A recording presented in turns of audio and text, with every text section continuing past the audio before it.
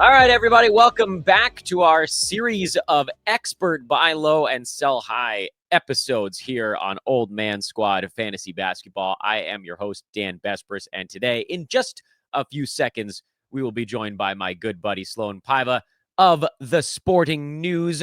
But before we do that, just want to remind you all, please hit that like button, subscribe.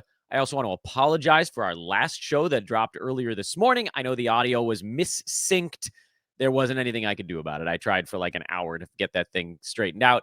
And no matter what I did, once I exported a new file, it screwed itself back up again. So you've got a, as Sloan described it during when we were off air, basically like a poorly dubbed version of my morning podcast. I'm at Dan Bespris on Twitter. I'm at Old Man Squad over on the new Blue Sky Network. Again, please do hit that subscribe button.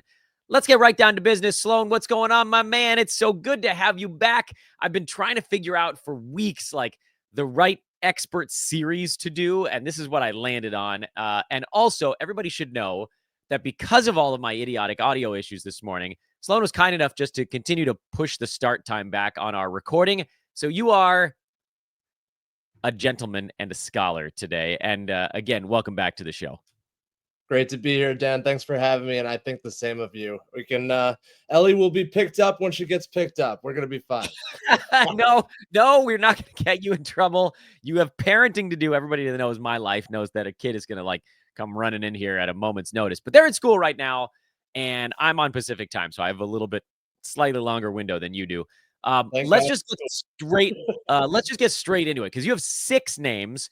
And I was like, well, if he's got 4, we might be able to slide it under the window. So we're going 6 names and we're doing like 4 minutes apiece, but it's entirely your call where you want to go and in what order. So Sloan, who again, by the way, for those that are listening that can't see it on the screen, you can find him on social at Sloan Piva, SLOANPIVA.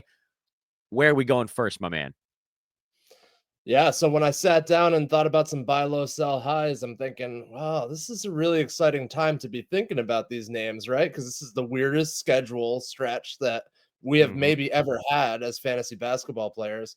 It's a great time to start sending out some trades and start getting some activity going on the acquisition front. So my first, immediate thought with buy low is LeBron James, because he is just in an epic slump right now. His cold streak has been horrendous. He's missing every 3 that he's taking. The Lakers are stinking right now, but we all know that's not going to last. This is LeBron James we're talking about, and he is a second half season monster. And I just want as much LeBron James as I can get. If I have opponents that are really, really struggling in the standings and starting to freak out, thinking that it's later in the year than it is, because it's not really that late. We're like 30% of the way into the season. I'm targeting those players right now, those managers right now, and I'm sending over. In one league, I have Pascal Siakam. I will be sending him in a trade offer. In another league, I have Brandon Miller. I'll send him, maybe even try to package him to get LeBron and something else. So yeah, LeBron's just a huge target for me, even though I've never been a huge fan of LeBron the person. I know that he can help my fantasy teams achieve greatness, so I am targeting him big time.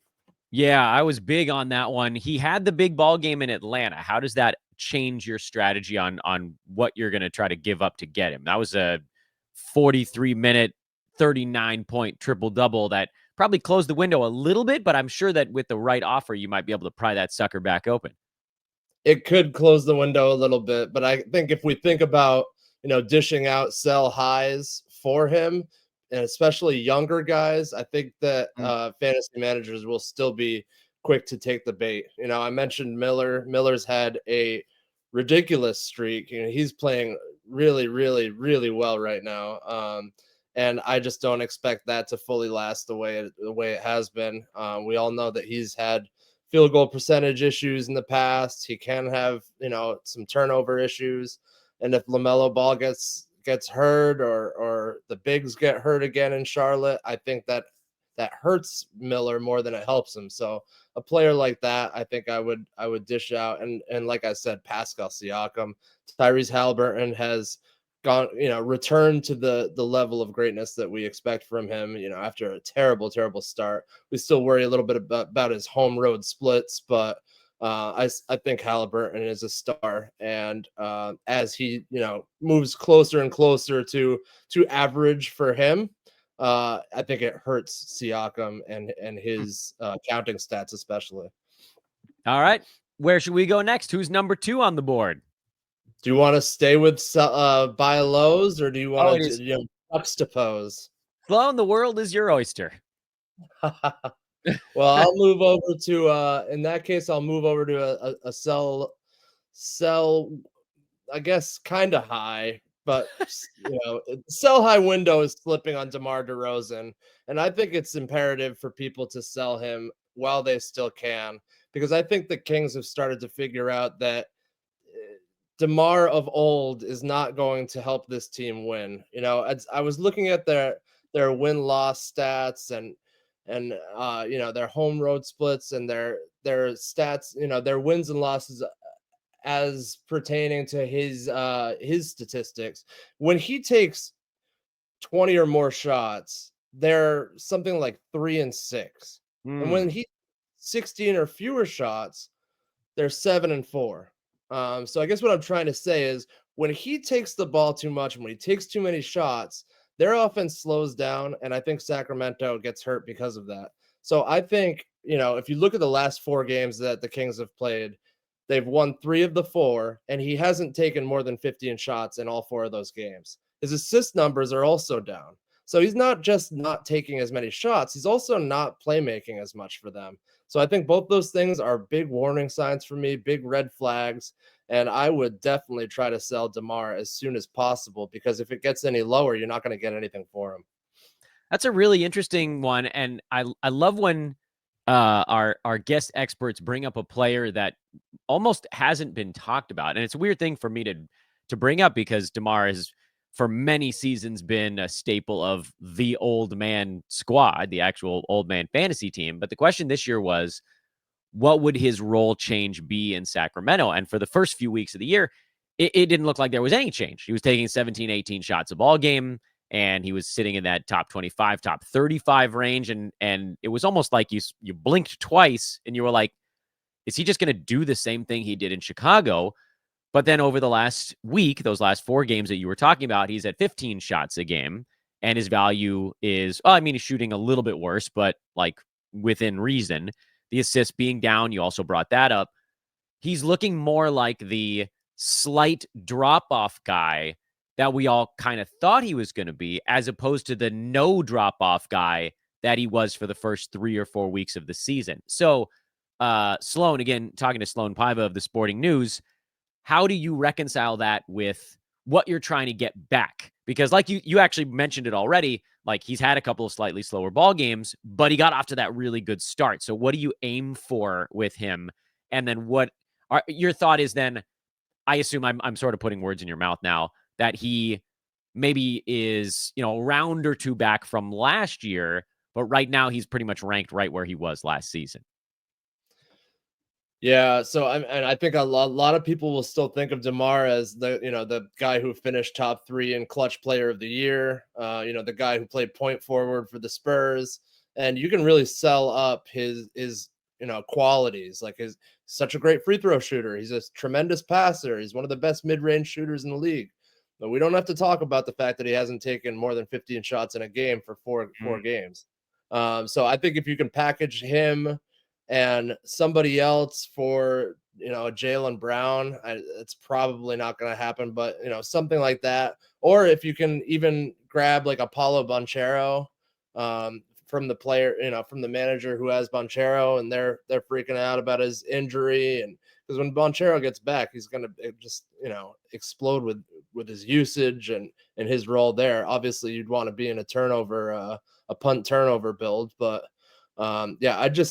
you can't trust DeRozan at this point because he's not taking as many free throws. He's not getting any assists. Well, he's not getting as many assists easily, compared to his high years. So, the more we see De'Aaron Fox, Malik Monk, really take over that offense, it's all warning signs to me, and I just don't want to be on that ship when it goes completely south.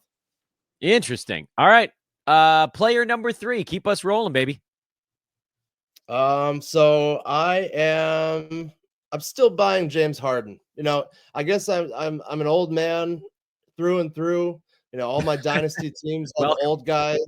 You're And in proper company, bud. You're in proper company. yes, absolutely. That's why I love being here. But yeah, I love Harden, and I think he's in a little bit of a shooting slump right now. But it can't get much worse for Harden, I don't think. And he's just so good at so many different things. So I'm targeting him where I can. Guaranteed usage. You can fill it up in many different ways. And when once that team gets a little healthier, I don't know when it's going to be, but I think you could really explode into a multi-round value boost. But it's gotta definitely get better than what it is right now. And I will definitely be targeting him where I can this week. Yeah, he's at 37.9 on field goal percent right now. He had the whole team had that excuse me, terrible ball game before Harden then missed this most recent game against I believe it was the Rockets for the Clippers, and he's questionable for their next one. But despite that, like what you're talking about here, Sloan, he's still a second rounder as one of the worst turnover guys in the NBA and one of the worst field goal percent guys.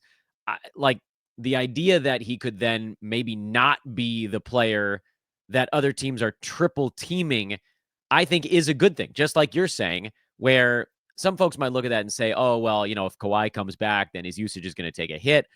I don't know that that's necessarily bad in this case. Like the usage could stay very high, but there's just another guy on the floor that is going to pull defenders away, because it's not like Norman Powell would be the other guy that's going to take shots. So without doing too much monologuing on this, because I want to make sure folks are hearing from you, he's ranked 24th in 9-cat right now.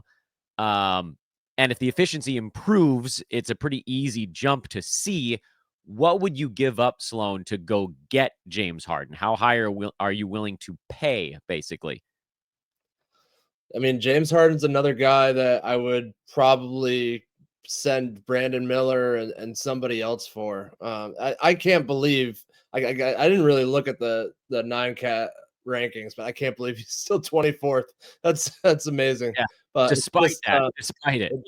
Yeah. So yeah, I mean he gets some floor spacers and some players around him get hot, and he's flirting with teen value or maybe even first round value. So uh I would definitely trade some of my third to fourth round talent.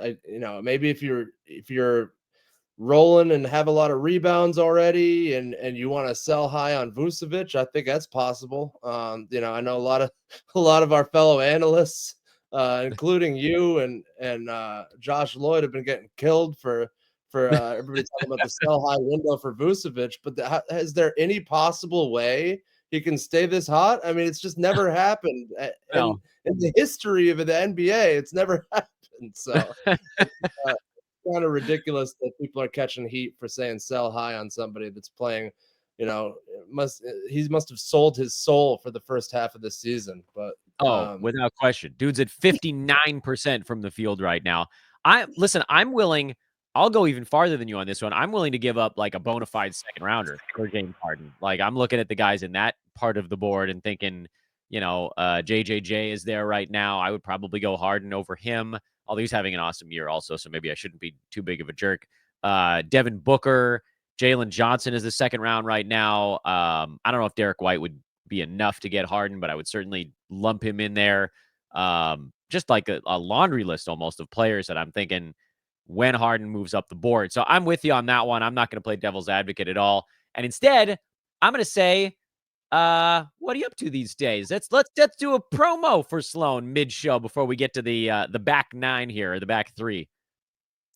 Well, we got a lot going on at the Sporting News. I've been doing a lot of NFL best bets. I'm actually absolutely rolling right now. I'm Vucevic level smoldering with my best bets and top props. You're on a I'm like run. Love it. my NFL best bets are like 88 and 60 this year. So Mm, it's just been a tremendous year, beastly. not just for my writing, but also for my bets. So hopefully everybody will follow me there. I'm doing a little bit of basketball as well, and then obviously once the NFL starts to slow down, we'll be doing a ton more basketball. Spent most of yesterday, Sunday, writing about the college football. So I'm doing what I always do. A lot of stuff. I'm pivoting like a Friends episode and just staying wily and agile and versatile and just doing what I do. I love it. Again, you can find him on social at SLOANPIVA. Take us to player number 4, if you please. Oh man, I love that you mentioned Jaren Jackson Jr. as a sell high for potentially James Harden because he is on my sell high list. I actually Ah, we didn't talk I have about this. We didn't discuss this beforehand. That was by chance. Yeah, Jaren Jackson Jr. And I'm even gonna lump Evan Mobley in with him too, because these guys are both playing out of their minds offensively. And I don't think we're used to seeing it for good reason from either of these guys. Jaren Jackson Jr. is hitting everything that he's taking in mid range. He's playing very, very assertive basketball right now. I can't take that away from him. Good for him. He's playing really great, but I just don't think it's gonna stick, especially with so many alpha players next to him, with Ja Moran and Desmond Bain. I just don't see him maintaining this usage level and maintaining this kind of efficiency as like a go-to scorer. And I think he's the kind of guy that, other defensive, opposing head coaches can kind of scheme against once they get enough game tape of this all of a sudden emerging offensive beast. We're used to seeing the blocks out of him. I still love the blocks.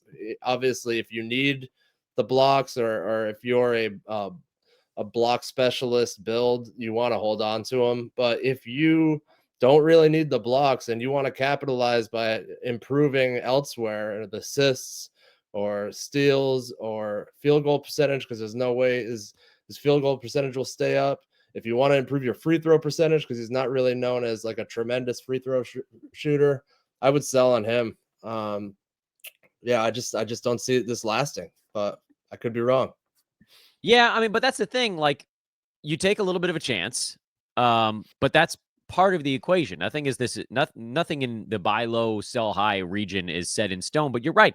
He's a percentage above, and his best mark ever in field goal percent. He's like 1 or 2 above his career mark in free throw. He's about half a steal ahead of his usual pace. Um, and some of that you can put on. There are more steals in the NBA this season, so I don't know that we can necessarily assume that that comes back down. But the other stuff, kind of looking at the peripheral numbers, the 15.2 shots, I think, is one of the things you were talking about with the usage. Ja trying to get healthy, Bain trying to get healthy. Does that put a little bit of a kind of a poke in the side? If you can get someone like you were mentioning, a James Harden, who's ranked 9 slots behind him right now, that's an interesting target. I also want to give credit. Jerry JJ has been a really good pick so far. I was too scared to go down that path, and he's been excellent because the field goal percent came back.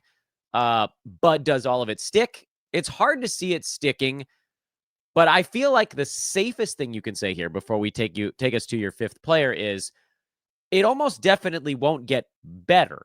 It could stay the same, but it'd be really hard to see it getting better than what JJJ is doing right now. And that to me might be the most critical point of all. Like, maybe you're selling him at value, but if you were to look at like a million possible outcomes from here, almost all of them are the same or slightly worse. And that is the definition of a sell high. It doesn't have to be Vooch level, like, wow, unsustainable. This is insane. It could be something as simple as what we're seeing with JJJ, which is like pretty much everything's gone about as well as it could have gone. It's not obscene in any way, but it pretty much can't get better.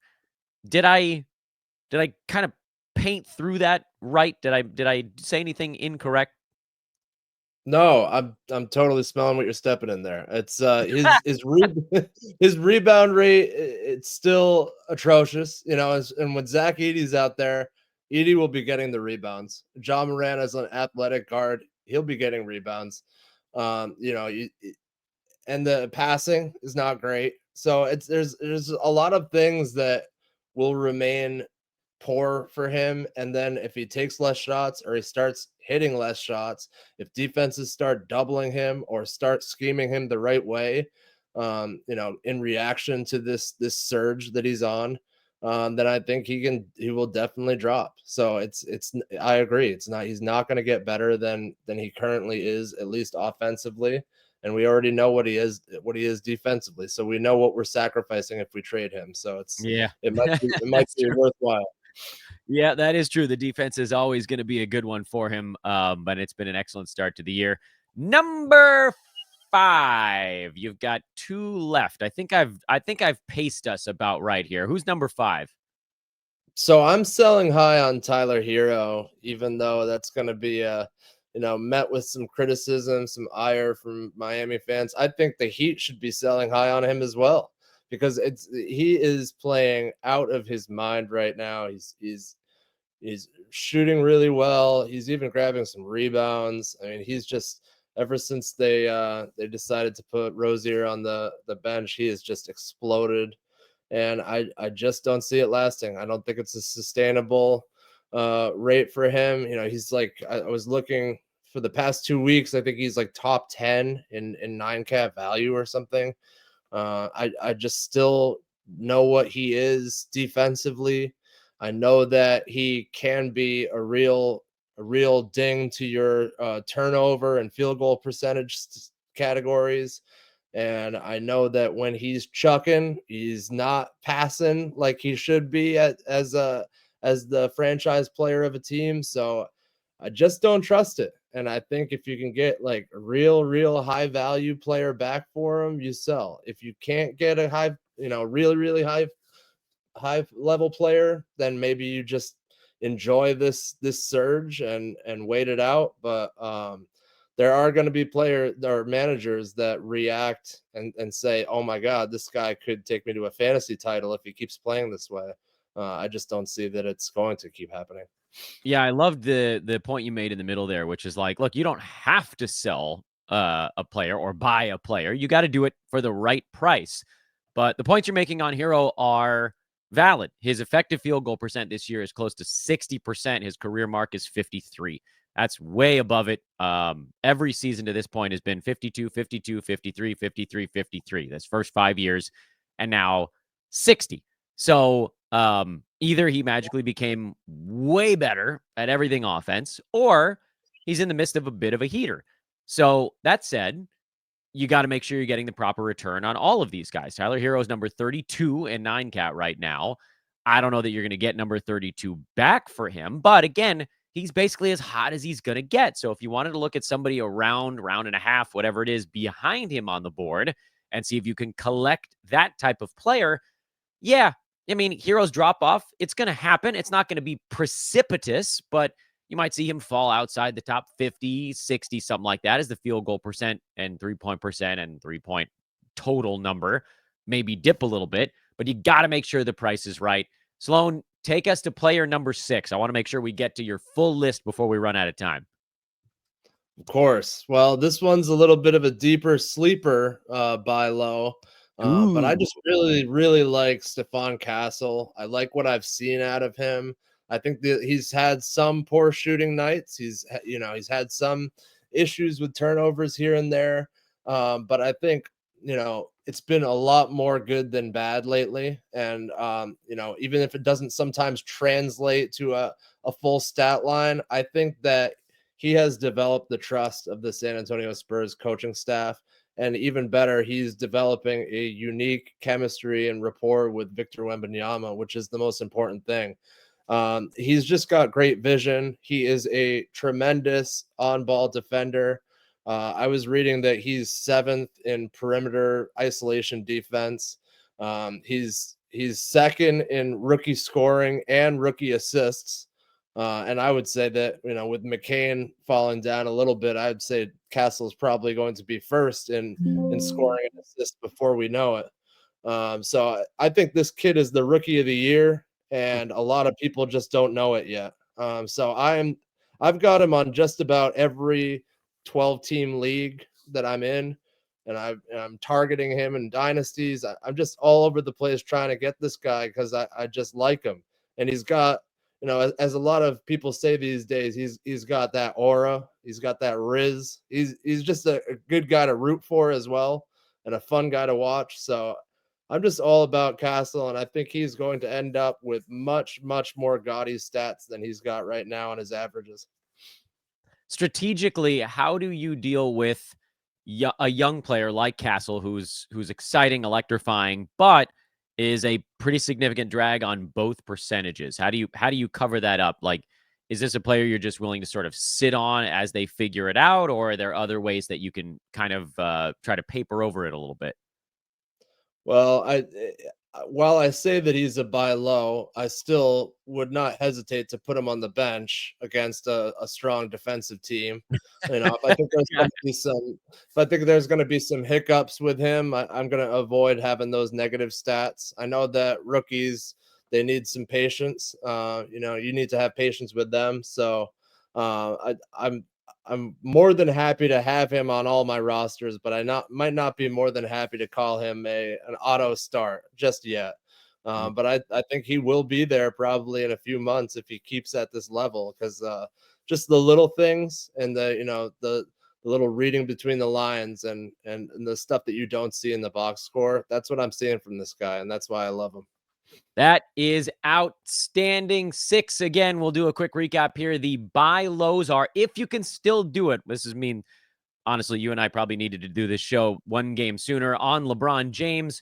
Buy low number 2. This is like part of the Wheel of Fortune before and after. James Harden. So LeBron James Harden. And Stephon Castle, the young guy on the up and coming. Sell high on DeMar DeRozan, a name that really we haven't talked about much on this show. So kind of cool to get him in the mix. Jaren Jackson Jr. and Tyler Herro, two guys shooting a bit over their heads right now. Sloan, thank you so much for not only carving out the time, but also being willing to shift the time while I dealt with me doinking audio on a previous show. You are the best. Can we do this again? I kind of want to do an expert series on stashes in January. Is that something we could put together? I would love to. I would always be happy to join you, and just like the Chiefs last night, even the doinks go in. So don't worry, I don't old watch man. NFL at all. I don't even know what you're talking. I legitimately don't know what you're talking about. I have a good friend who's a massive Eagles fan, so I get an update on Saquon Barkley like once a week. But otherwise, I don't know anything going on in the NFL. I've tried, man. I'm an Angelino. I'm from Los Angeles. We had 2 teams when I was born, and then we had none for 30 years. And I just can't bring myself to care. And they're like, but what about, like, you had USC football? No, we didn't. Both of my parents went to UCLA. There was no way they were going to be like watching USC football. So baseball and basketball until I die. I'm going to take your word for it. Although obviously I know who Patrick Mahomes is, so I could, cursory understanding. Sloan, thank you so much, dude. I appreciate it from the bottom of my heart. I know the fans do as well, the listeners. We'll talk to you soon. So funny story, by the way, again, massive thank you to Sloan for dealing with my nonsense today. Again, you can find him at the Sporting News, SLOANPIVA on social media. Funny little story about Stephon Castle, and it didn't really click back into my head until I don't know why. I don't know that there was like an incident that reminded me. I was at a Laker game. I think it was like last February or something like that. I tend to go. You guys don't care about this, but I'm going to tell you the story anyway before we wrap up the show. My cousin, I have many cousins in Los Angeles and it's like this family tree branching from my grandmother and her sister, my maternal grandma and her sister. Each had 2 kids in Los Angeles. And then those families just like had a bunch of other kids. And so now I've got all these cousins that are scattered across LA. One of my cousins has a Lakers mini plan, or had. I don't know if he still does. And typically he and his wife go to games. They don't have kids. They're both doctors. They are doing wonderfully for themselves, but it has to like line up with call schedule. And every once in a while, his wife's on call. So I am happy to be his sports wife. It's the greatest honor in my life. Shout out Dr. Cohen. Anyway, he took me to a ball game. Seats are pretty good. They're like over one of the tunnels. And we're sitting next to this lovely family we're joking with the whole time. And like 3/4 of the way through the ball game, one of them goes, "You guys ever heard of Stephon Castle?" I don't follow college basketball, so my answer was no. But my cousin was like, "Yeah, absolutely. Like UConn kid, right?" And they're like, "Yeah." And they're like, "Watch out for him." We're like, "Okay." He's my cousin. So apparently I was hanging out with Stephon Castle's cousin at a Laker game, like whatever it was, 10 months ago. Probably should have gotten their contact info. Did not realize that this kid was as good as he is. And Sloan wants you to go and get him and ride out the active stash on Stephon Castle. So that's your dumb Dan Besbris life story of the day. The other dumb Dan Besbris life story is that we had my kids. This is just about living in Los Angeles. We had my kids' Little League Championship party yesterday. They won their fall ball season. It was super fun. I loved it. And there was another team having their championship party at the same pizza joint. It was a flag football team. And who's standing right next to me, but famous actor Sterling K. Brown. And it's like, oh, that's cool because they're people. But in Los Angeles, like you get used to it, but at the same time, it's still weird. So for those of you who live in parts of the country where actors don't just like randomly appear at dive pizza joints, shout out Sterling K. Brown and shout out Stephon Castle's cousins. Thank you again to Sloan Piva. I am Dan Besbris. This is the continuing, I think this is the third episode in our series of expert buy and sell shows. We have a bunch more planned. I don't know exactly what day they're dropping, but they will be coming soon. Tomorrow, we'll have a one-game Monday recap, but I also have a clip from a show that I did with the great Josh Lloyd that will air tomorrow, and I'll go into a little bit more detail on the topic involved. That should be a lot of fun. I've been saving this, like, it's about a 6 to 8 minute clip that he and I went over during his mailbag show last Thursday. So if you want to go watch that, you should. I was on Locked On Fantasy Basketball last Thursday's episode with Josh. We'll talk a bit about that on tomorrow's show. We'll do my own assessment of the buy and sell market tomorrow as well on our 2 for Tuesday. And that is what's coming up. Thank you to all so much for listening. Please, again, rate, like, subscribe, all that important stuff. Go follow Sloan on social. Find me on Twitter at Dan Besbris, Old Man Squad on Blue Sky. And we'll catch up with you guys again tomorrow. So long for now, everybody. Have a great one.